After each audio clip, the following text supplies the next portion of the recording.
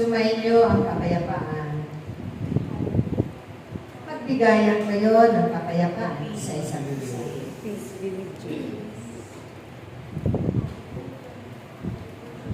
Ang mga bagay na nagmumula sa Diyos na makapangyarihan sa lahat, ay inyo itong tanggapin ng buong pag-ibig, buong pagpapahalaga, buong kagalakan, at buong pag-iingat.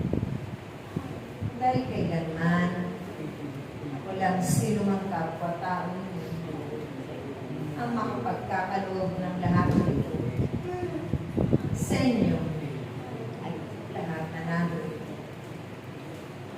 Kung ganyan aking mga anak, kayo man ay kanyang pinagkatiwalaan ng mga kapangyarihan, mga kabutihan. Ito'y lagi din ninyong ibahagi, ganapin na walang sawa, walang pag-aalinlangan, at ipalaganap sa punsang ito, kasabay ng pagpapalaganap ng kanyang salita. Salita ng makapangyarihan na mabubuhay ng bawat kalooban. Magbibigay pag-asa doon sa mga tao na wala ng pag-asa. Magbibigay tibay na pananalig pagtitiwala, higit ng mga pananampalataya sa Diyos, at magpapatatag sa inyong paglilingkod kailanman. Huwag na huwag kayong padadala sa mga bulong ng salita ng tao. Pagkos ang inyong pakinggan ay ang bulong ng Espiritu Santo. At mapuspos nawa kayo lagi ng ating kapangyarihan. At sa pamamagitan nito, kailanman hindi kayo mawawaglit sa gawa ng Diyos. Ang mga mahalagang bunga ko ay lagi ninyong bitbitin ko sa inyong pagkaya. Saan man kayo ipagda ng Diyos?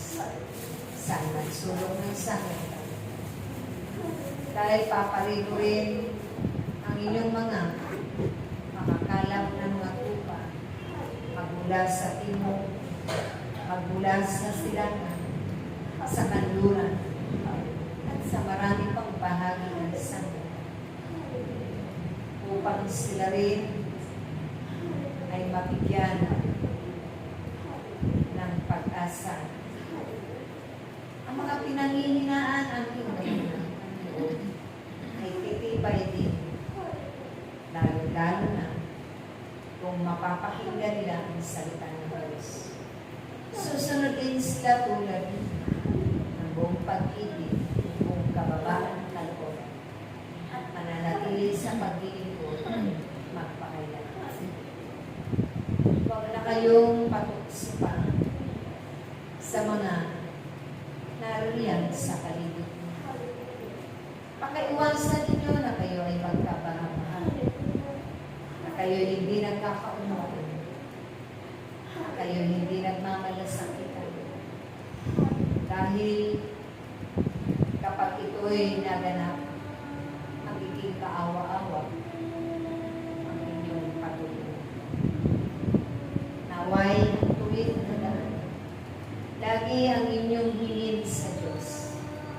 Ito ang inyong madaanan, kasama ang mga anghel, nahahawi at mangunguna sa inyong parunong.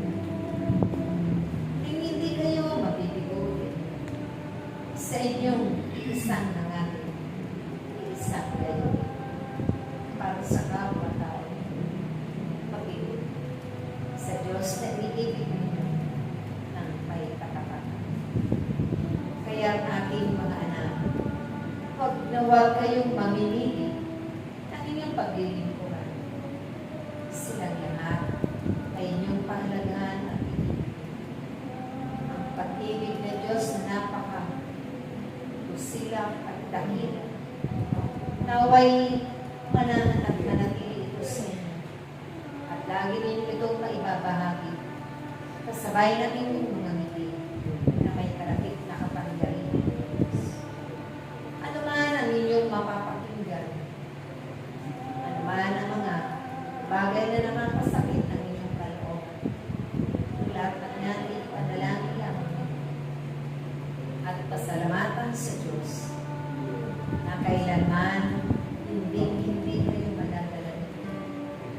Hindi ito ang magiging daan na kayo ay panghinaan ng pananampalataya sa Diyos.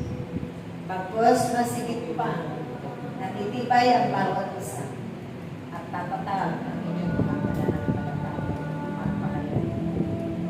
Kaya ang aking mga anak na minamahal, huwag na huwag kayong makalilin. Ang aming mga itinuturing lang ay inyong alalahanin, pagnilayan, dahil nariyan niya sa banal na kasulatan ng Diyos na inyong pinatawag lang sa araw-araw ng Lord. Ang pagkakaisalawa, ang pagpapatawaran at paggagalang, laging sumayo. Laging manatili ito sa inyong mga puso na isagawa kayo sa kalooban ng Diyos. Dahil ang tunay na pagsunod na may kalakip na kapangyarihan ng Diyos, ito ang magiging daan upang marating ninyo sa kabilang buhay ang buhay ng Lord. Paparoon sa kaharian ng Diyos. Kayo'y magpupuri at wala nang aalalahanin pa. Patuloy lamang na makakasama ng mga santos at mga angeles. Magpupuri, magpakailan. Purihin ninyo ang Diyos lagi sa araw-araw at sa lahat ng sandali na inyong. Sa pangalan ng Ama,